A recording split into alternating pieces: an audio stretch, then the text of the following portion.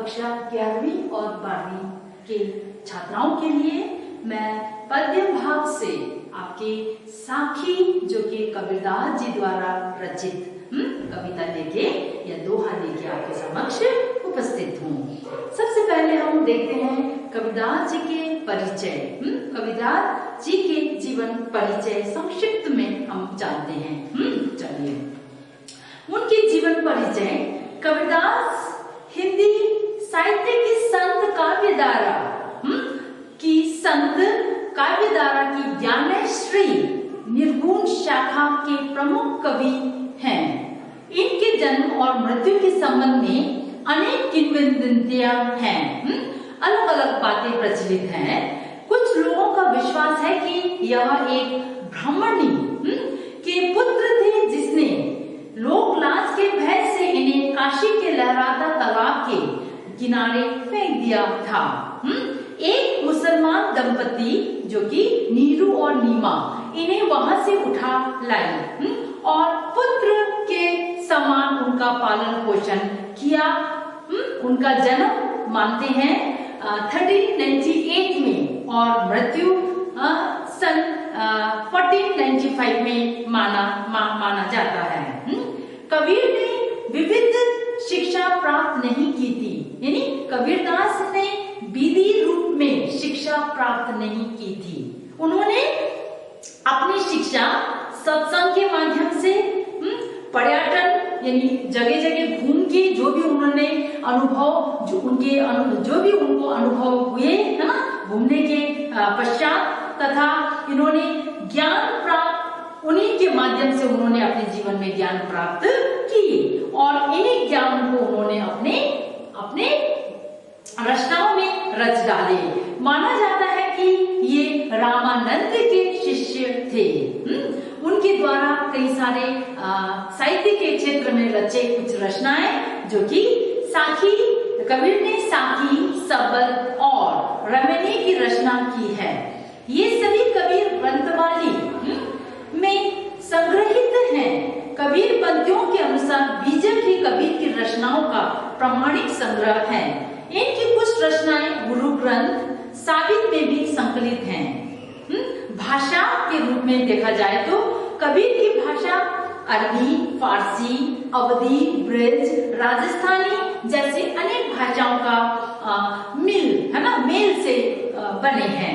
अर्थात इसीलिए कहा जाता है कि इनकी भाषा सदुकड़ी भाषा, सदुकड़ी भाषा पंचमेली खिचड़ी, क्योंकि इन्होंने जगह जगह के पर्यटन, जगह जगह के उन्होंने दर्शन किए और उस दर्शन यानी उस घूमने के तहत उन्होंने जो भी कुछ शिक्षा प्राप्त की, जो भी कुछ अनुभव उन्होंने किया, उन्हीं अनुभव को उन्होंने अपने रचना में रच डाले।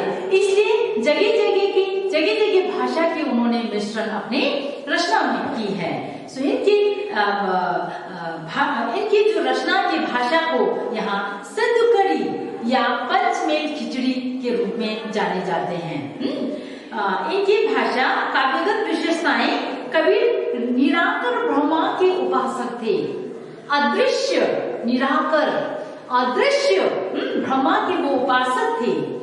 इसीलिए इन्होंने मूर्ति पूजा, कर्म कांड, भार्य आडंबरों, जाति पाति का विरोध तथा हिंदू मुसलमानों ने मानव को अनेक आडंबरों के लिए उन्होंने फटकारा भी है। ये निराकर ब्रह्मा के उपासक थे, इसीलिए इन्होंने मूर्ति पूजा, जो आडंबर जो दिखावे करते हैं, उनका डट कर उन्होंने व्यंग किया है। इसी के चलते इन्होंने हिंदू मुसलमान को, हिंदू और मुसलमान धर्म के नाम पर जो भी आडंबर करते हैं उनपे वो कटाक्ष तीखा व्यंग करते हुए अपने रचना में बखूबी से उन्होंने रचा है। इन्होंने धार्मिक कुरीतियों के विरुद्ध आवाज उठाई।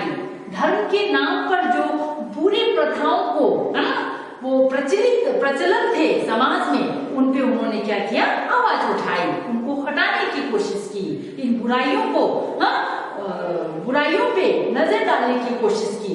इनकी साखियों तथा पदों में एक समाज सुधारक निर्भीक स्वर सुनाई देते हैं। ये जो भी रचना लिखते हैं साखी और पद साखी के पदों में, साखी तथा उनकी जो भी रचना पद हुआ करते थे, उन पदों में समाज के सुधार के प्रति उन्होंने बखूबी से, है ना, बहुत अच्छे ढंग से उन्होंने आवाज उठाई है ना, ताकि इन आडंबरों, इन बुराइयों को मिटा सके। समाज के जो लोगों को अंधविश्वास में रखे गए, उन अंधविश्वासों से उन्हें दूर किया जा सके, ऐसी उन्होंने आवाज उठाई। अब इनके इस पद में, कबीरदास के जो साखी के पदों में कई सारे इन्होंने 10 साखियां संकलित हैं, 10 साखियां यहाँ लिखे गए हैं। 10 साखी में उन्होंने अलग अलग बात, जैसे इन साखियों में कबीर ने सतगुरु की महिमा, जो गुरु है, जिनसे उन्होंने शिक्षा प्राप्त की थी, उन गुरु की महिमा, प्रभु या गुरु की प्रेम एवं अनुग्रह की कृपा, प्रभु विरह की व्याकुलता, प्रभु के विरह में, जब प्रभु के एब्सेंस में, है ना, जो भी परेशानियां थी उनके जीवन में, उनका लिखना, प्रियतम प्रभु से मिलन की तीव्र आकांक्षा, जो जिनसे वो प्रेम करते थे, है ना, जिनकी कमी में वो गलत रास्ते भटक गए थे, उनको पाने की तीव्र इच्छा, गुरु की कृपा से परम तत्व के दर्शन होने, ईश्वर के ज्ञान से अहम की समाप्ति, सच्चे वैराग्य के द्वारा मन को योगी की भांति बना लेना, जैसे प्रसंगों का उल्लेख उन्होंने इन 10 साखियों में की है। आइए देखते हैं पहला साखी के अंतर्गत उन्होंने क्या किया है।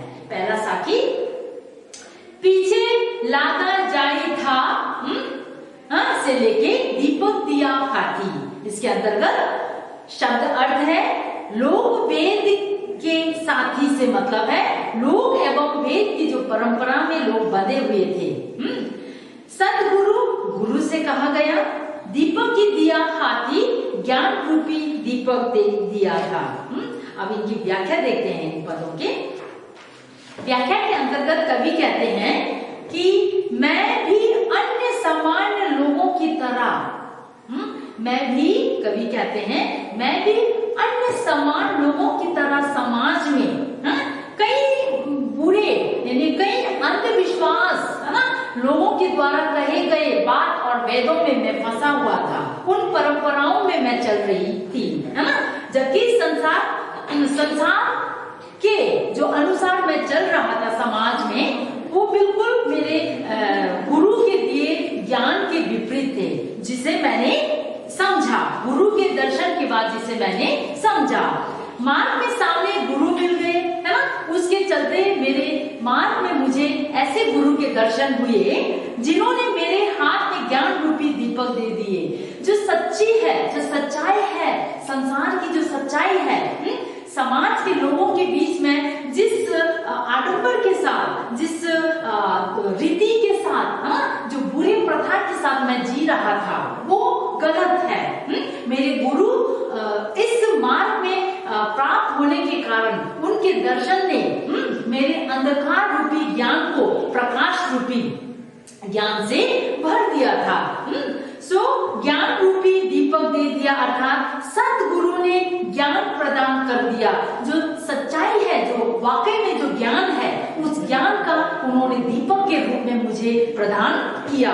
जिस प्रकार दीपक के प्रकाश से मार्ग का अंधकार नष्ट हो जाता है, जिस प्रकार दीपक के प्रकाश से मार्ग का अंधकार नष्ट हो जाता है, उसी प्रकार गुरु की कृपा से ज्ञान प्राप्त होता है तथा जीवन संसार में सामान्य प्राणियों की तरह भटकता नहीं। जीवन संसार में सामान्य प्राणियों की तरह भटकता नहीं। उस पवित्र हमारे जो गुरु है, सतगुरु है, उनके मेरे जीवन में प्रवेश होने से मेरे अंधकार, जिस अंधकार से मैं परे था, जिस अंधकार में मैं बंधा था, उस अंधकार को उन्होंने दीपक मेरे अंदर ज्ञान, दीपक रूपी ज्ञान मेरे अंदर देने के कारण मैं पूरी तरह से वो अंधकार से मिट गया। यानी मेरे अंदर जो अंधकार था, जो गलत, जो मेरे अंदर जो गलत विचार थे, जो गलत सोच थे, गलत रीति में मैं चल रहा था, वो सारा गुरु के शिक्षा के कारण वो ज्ञान, वो अंधकार मिट गया।